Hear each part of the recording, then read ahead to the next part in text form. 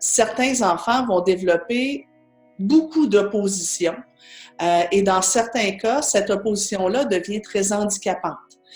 Ils s'opposent à toute autorité, toute consigne devient une espèce de lutte de pouvoir, même les consignes les plus simples amènent un niveau d'argumentation et d'opposition qui est complètement démesuré. Ça peut amener l'enfant à développer des troubles scolaires, des problèmes aussi dans ses activités sociales. Et là, à ce moment-là, il y a des interventions qui doivent être beaucoup plus costaudes, beaucoup plus spécialisées.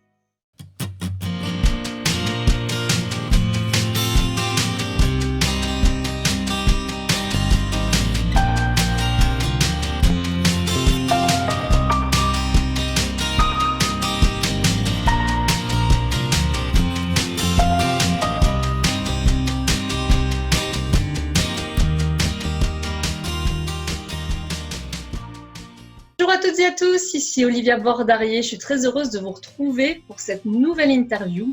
Aujourd'hui, on va parler des enfants opposants. Alors, on va voir qui c'est, à quels critères ils répondent, aussi pourquoi c'est difficile quand on est parent de gérer un enfant opposant. Et pour ça, j'ai vraiment une experte dans ce domaine-là, mais dans beaucoup d'autres domaines parentaux. Je suis très honorée aujourd'hui de l'interviewer parce que c'est dans son pays, au Canada, c'est vraiment une référence. C'est une conférencière internationale qui fait des conférences un peu partout, au Maroc, au Liban, en Europe, au Canada. Elle intervient sur les plateaux télé, dans les émissions radio. Et donc aujourd'hui, j'ai vraiment l'honneur de la voir avec nous. Il s'agit donc de Nancy Doyon et je suis très heureuse de lui laisser la parole. Bonjour Nancy. Bonjour Olivia, contente d'être avec vous. Donc, je suis vraiment honorée, moi aussi, d'être avec vous pour cette entrevue-là. Je suis contente. Donc, au son, vous entendez, je suis québécoise. Dis-moi Nancy, donc toi, ça fait plus de 25 ans que tu es dans l'accompagnement parental, dans le coaching familial.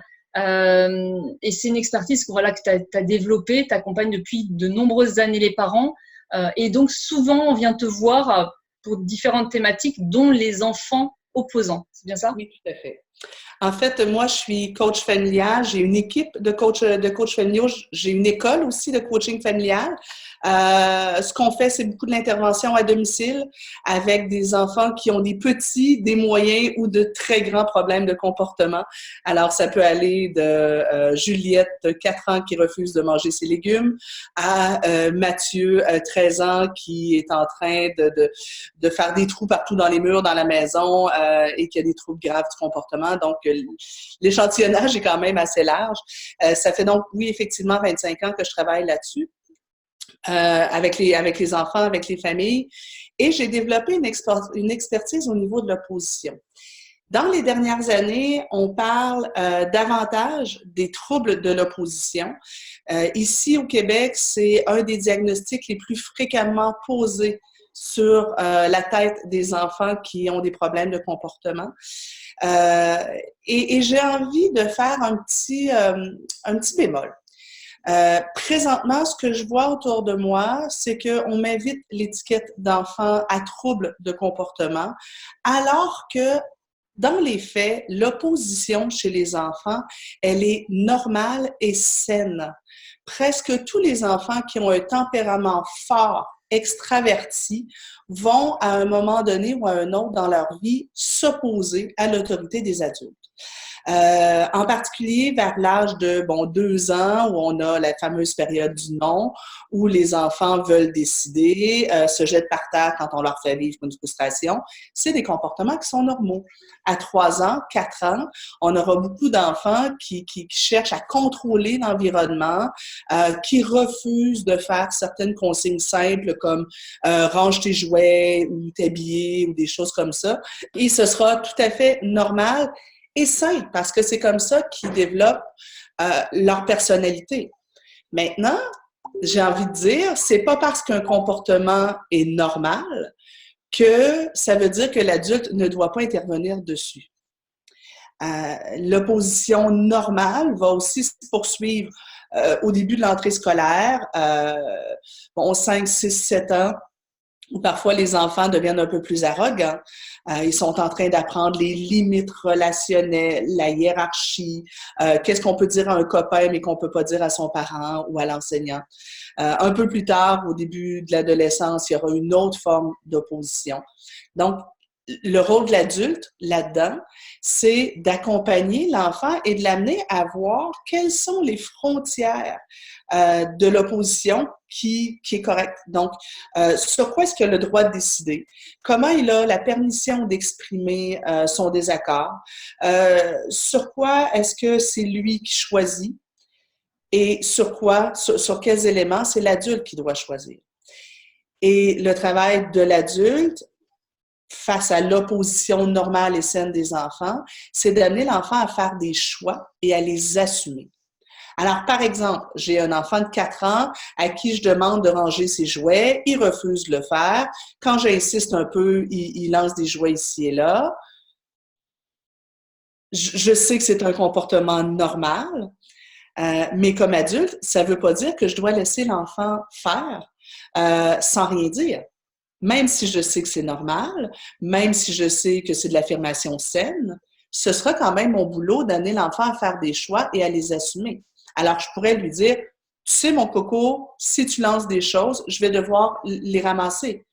On ne peut pas lancer les objets. Si tu lances des objets, ce que tu lances, je vais devoir le confisquer. Et après, si l'enfant choisit de lancer un truc, ben il est au courant que l'objet risque d'être confisqué. Je pourrais lui donner le choix et lui dire, écoute mon cœur, tu as le choix.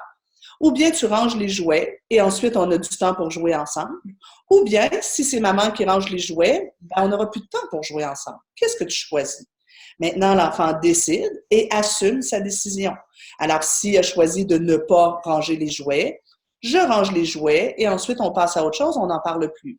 Mais si l'enfant pleure en me disant « Oui, mais je veux jouer avec toi 5 minutes », ben même si je trouve ça crève-cœur, je lui dirais « Ben non, mon cœur, tu as fait un choix. Demain, par contre, tu pourras faire un nouveau choix. Demain, quand je te demanderai de ranger, je pense que cette fois-ci, ce sera le temps que tu les ranges. » Donc, le travail de l'adulte, c'est pas que l'enfant obéisse ici, maintenant, absolument. Mais en même temps, ça ne veut pas dire de le laisser faire tout ce qu'il veut sans jamais mettre de règles.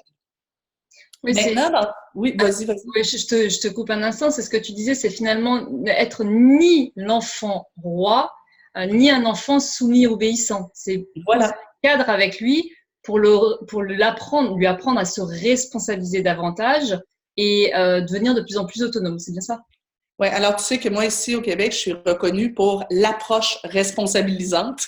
Et c'est l'essentiel de mon message, c'est comment on amène l'enfant en toute bienveillance à se responsabiliser progressivement, à apprendre à réfléchir avant d'agir, apprendre à assumer les impacts de son comportement et à faire des choix éclairés en fonction de qui il est, en respectant ses responsabilités.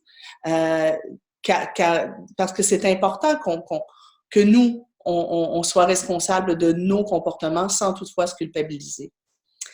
Maintenant, je parlais d'opposition normale et saine. Il y a parfois des situations où l'opposition devient très problématique.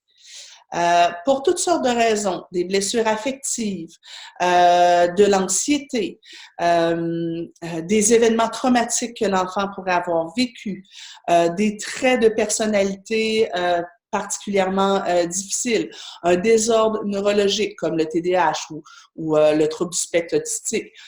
Certains enfants vont développer beaucoup d'opposition et dans certains cas, cette opposition-là devient très handicapante. Il s'oppose à toute autorité, toute consigne devient une espèce de lutte de pouvoir, même les consignes les plus simples amènent un niveau d'argumentation et d'opposition qui est complètement démesuré. Ça peut amener l'enfant à développer des troubles scolaires, des problèmes aussi dans ses activités sociales. Et là, à ce moment-là, il y a des interventions qui doivent être beaucoup plus costaudes, beaucoup plus spécialisées. Et puis pour le parent, du coup, c'est très usant, c'est très fatigant quand il est en permanence dans ce rapport de force avec l'enfant. À chaque fois qu'il lui demande quelque chose et que l'enfant lui dit non, il s'essouffle.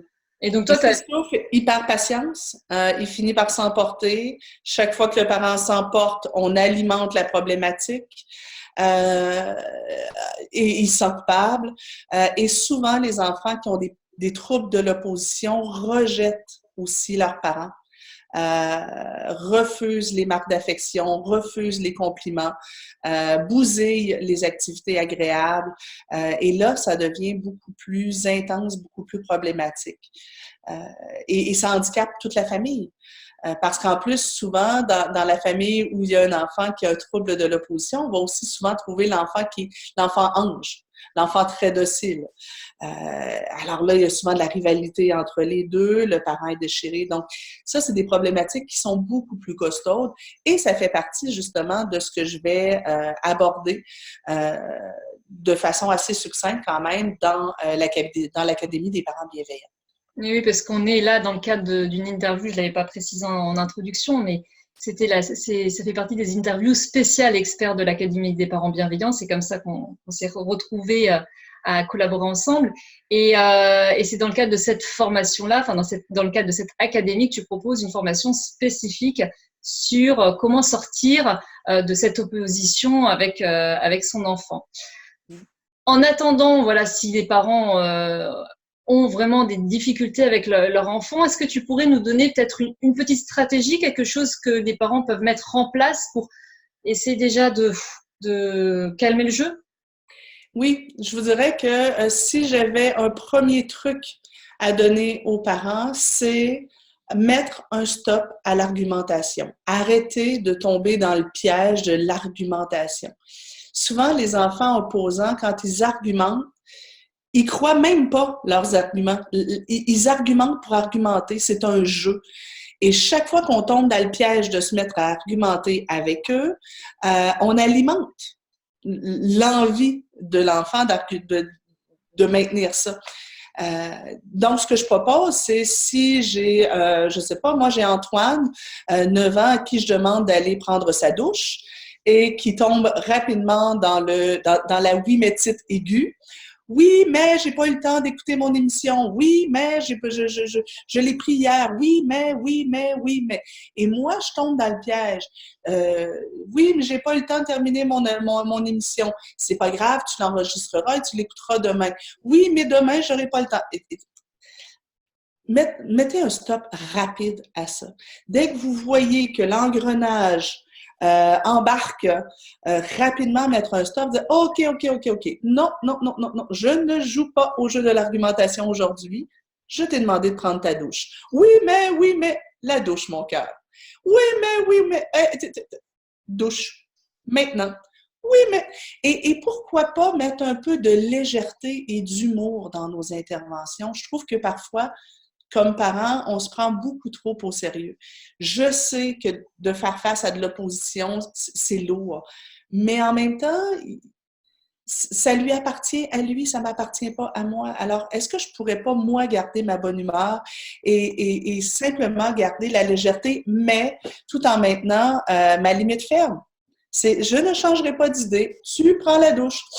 Ça sent mauvais. La douche. Et oui, même, douche. Est-ce que tu y vas ou est-ce que je t'escorte? Allez. Alors, on peut le faire avec une certaine prestance. Moi, je parle beaucoup de leadership parental. Donc, je peux le faire avec une espèce de posture quand même ferme, mais avec humour, avec légèreté. Les meilleurs leaders passent pas leur journée à se prendre la tête et à nous faire croire que tout ce qu'ils nous disent est la fin du monde. Les meilleurs leaders sont capables d'avoir de la légèreté dans leur vie. Alors, il y avait 2 trucs là. Le premier truc était cesser l'argumentation et le deuxième était d'avoir plus de légèreté. Et si on se rappelle, j'en ai donné un petit peu plus tôt, qui était de donner souvent des choix aux enfants et de les laisser assumer.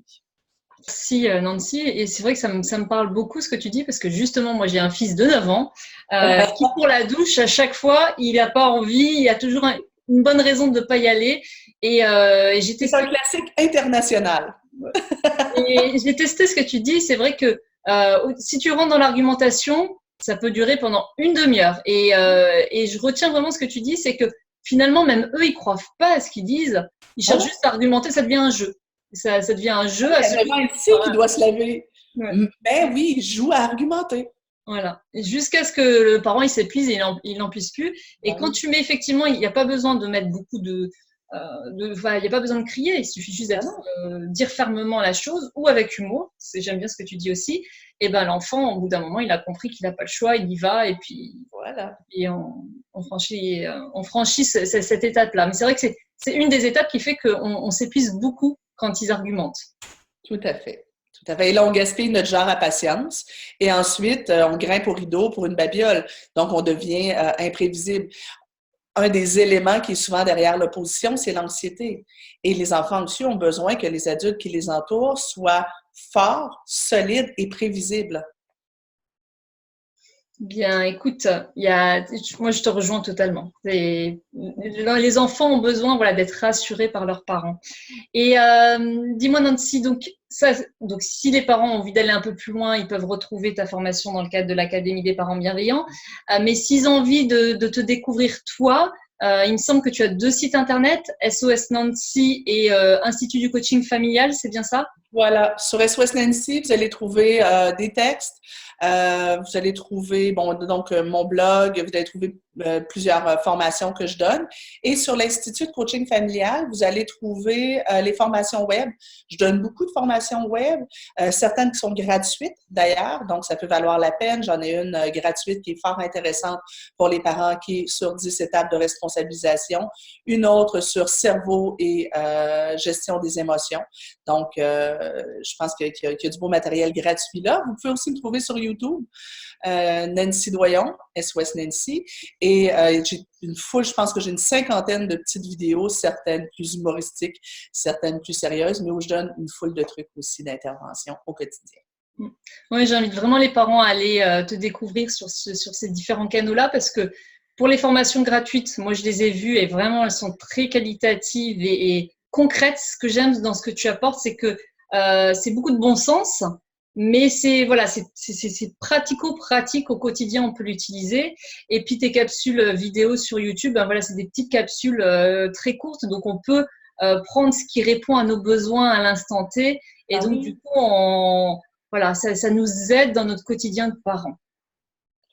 Alors, je suggère vraiment d'aller écouter ma vidéo sur les chips molles. Le principe des chips molles. Ça fait un peu ma renommée ici au Québec. C'est en lien avec l'attention qu'on donne aux enfants. Quand est-ce qu'on leur donne davantage d'attention? Quand ils se conduisent bien ou quand ils se conduisent mal? Super.